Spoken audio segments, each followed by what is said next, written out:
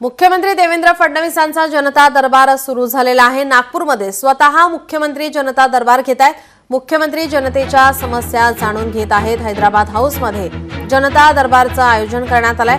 मुख्यमंत्री देवेंद्र फडणवीस नागरिकांची निवेदनं या ठिकाणी स्वीकारणार आहेत।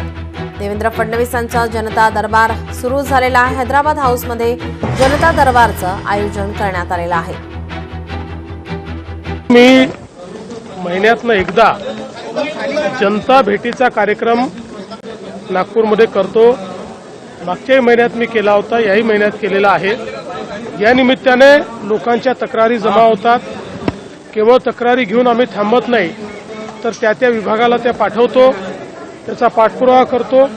त्याची माहिती त्यांची तक्रार कोणाकडे गेली आहे याची माहिती देखील त्यांच्यापर्यंत पोहोचवण्याचं काम आम्ही करतो, जेणेकरून लोकांना त्यांच्या तक्रारींचं निवारण करता आलं पाहिजे, त्या दृष्टीने हा प्रयत्न आहे।